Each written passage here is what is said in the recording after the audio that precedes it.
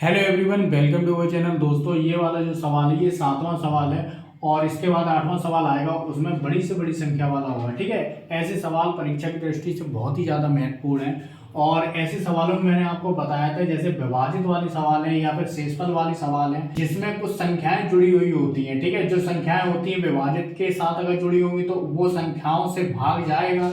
ठीक है, छोटी से छोटी संख्या लिखा हुआ है तो एलसीएम है, बड़ी से बड़ी संख्या लिखा हुआ है तो एचसीएफ है। ठीक है, तो ये नॉर्मल और सरल सवाल है, ये पहले नंबर पे आना चाहिए था लेकिन ये 7वें नंबर पर है।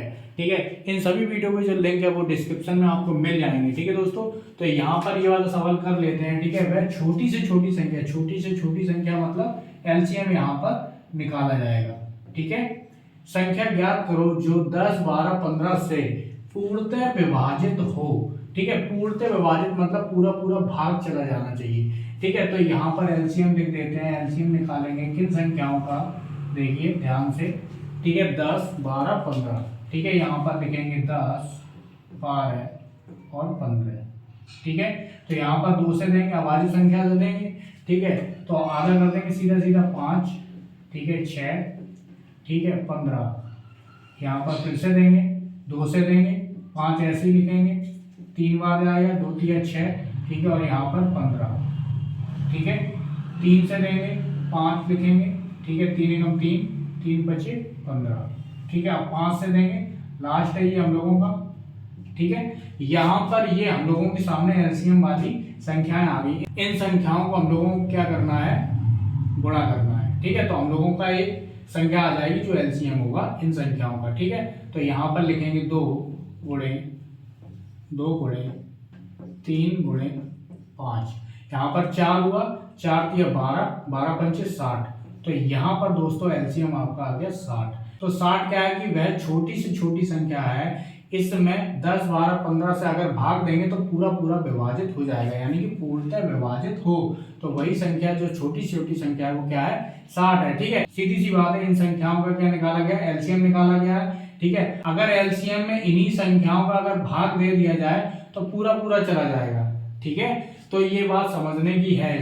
इसमें एक और बात याद रखिए, जैसे मान लेते हैं ये एलसीएम कितना आ गया, 60 आ गया। अब 60 में कितने का भी हम लोग गुणा करते हैं और जो अमाउंट आएगा, जो संख्या आएगी, जो नंबर इधर आएगा ना, वो क्या है, 60 से भी भाग जाएगा, 10 से भी भाग जाएगा, 12 से भी भाग जाएगा और 15 से भी भाग जाएगा। पिछले सवाल में मैंने इस तरीके का सवाल लगाया हुआ है, 225 और 550 के बीच कितनी संख्याएं, तो 6 संख्याएं आई थी। आप लोगों ने वो सवाल देखा होगा, डिस्क्रिप्शन में आपको मिल जाएगा। ठीक है, तो यहाँ पर ये चीजें जानने की होती हैं। अब इसी सवाल में एक और चीज समझ लेते हैं। ठीक है, कुछ लोग क्या करते हैं गलती, जैसे ये 60 है। ठीक है, अमाउंट में तो ये ज्यादा आ रहा है, मतलब कि ये जो संख्या देखने में ज्यादा लग रही है। ठीक है, तो हम लोग समझते हैं कि ये एचसीएफ है, मतलब जो लोग नए लोग मैथ लगा रहे हैं, ठीक है, तो ये एचसीएफ समझते हैं। लेकिन एचसीएफ का महत्तम समापवर्तक का जो एक्चुअल नंबर होता है वो एलसीएम से कम आता है। ठीक है, और इसको भी निकालने का तरीका मैं बता दूं। मान लेते हैं इन्हीं संख्याओं का अगर हम लोगों को एचसीएफ निकालना है। ठीक है,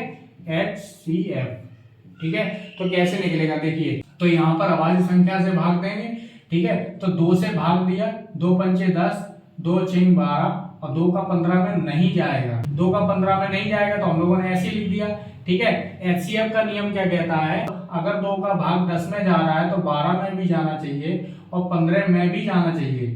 ठीक है, अगर यहाँ पे 5 में भी जा रहा है, 6 में भी जा रहा है या 15 में भी किसी भी संख्या का भाग जा रहा है तो तीनों में जाना चाहिए, किसी एक संख्या में नहीं माना जाता है। ठीक है, तो यहाँ पर किस संख्या से भाग दें कि पूरा पूरा चला जाए। ठीक है, तो मुझे लगता है इन संख्याओं का जो एचसीएफ है वो सिर्फ 1 आएगा।